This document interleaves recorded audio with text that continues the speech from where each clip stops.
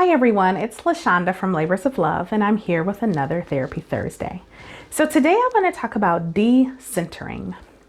I had this experience recently where I conducted a workshop and had a participant of that workshop contact me afterwards to tell me how the workshop had impacted them. And that's not unusual. I frequently receive emails and sometimes letters and cards in the mail, not to mention evaluations that are filled out after workshops and trainings. So I get feedback very often.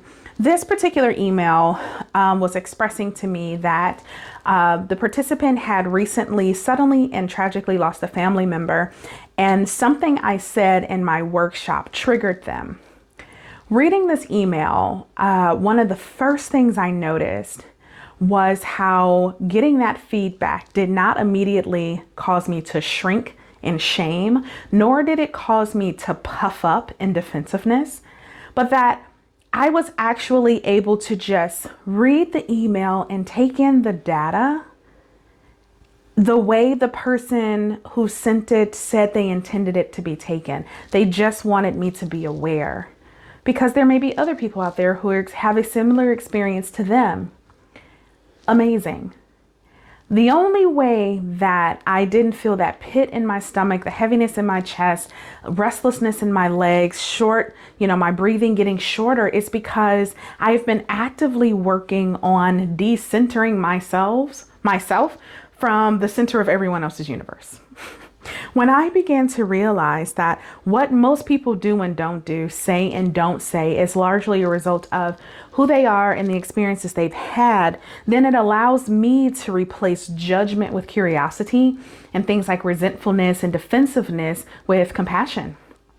I so appreciate this person reaching out to share their experience. What it did was it caused me to think about how my words not only impacted this participant in their particular situation, but got me to thinking about how I had neglected to consider how the thing I had said would impact a number of other people who could be in various different situations.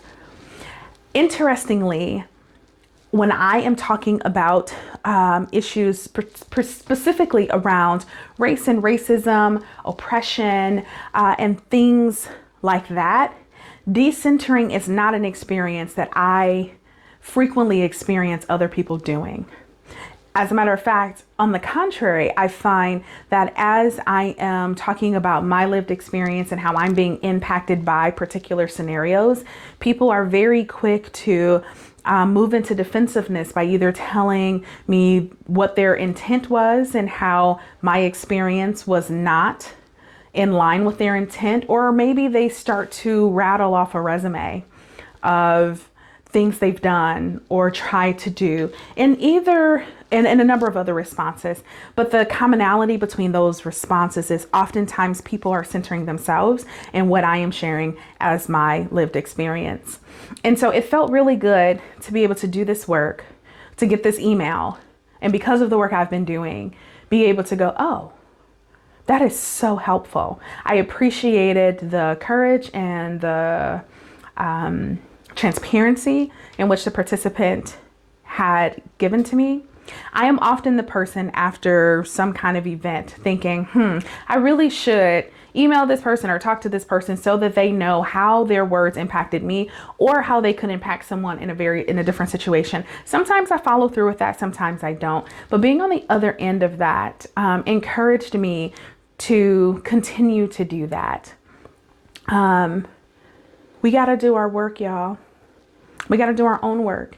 And we have to, particularly in areas where we hold identities of privilege, have to do the ongoing work of decentering ourselves when people are sharing with us their perspective. So if you are a man and identify as a man, and a woman or someone who identifies as woman is talking to you about their experience, Can you take a breath and pause and decenter yourself from that conversation? If you are cisgender, if you are heterosexual, can you decenter yourself from conversations that are being held by the LGBTQ plus community? So you realize that this isn't about you, but someone is sharing their experience. If you are an English speaker as your first language, if you are able-bodied, if you are a person who does not feel you have a disability, if you are Christian in this country, if there are so many identities of privilege. If we do not take our opportunity to do our work and notice those identities in which we sit in privilege and notice and get curious, am I centering myself? Then I think we're missing a whole lot of work to do. So I just wanted to share that experience with you. I hope that you all are well. If you'd like to reach out to me, please reach me at my website, www.thelaborsoflove.com. Don't forget, we're on all the major social media outlets. Don't forget to head over to YouTube, where all of our Therapy Thursday videos are held. And absolutely don't forget our podcast, the Labors of Love podcast, everywhere you get your podcast. Until we connect again, you all be well.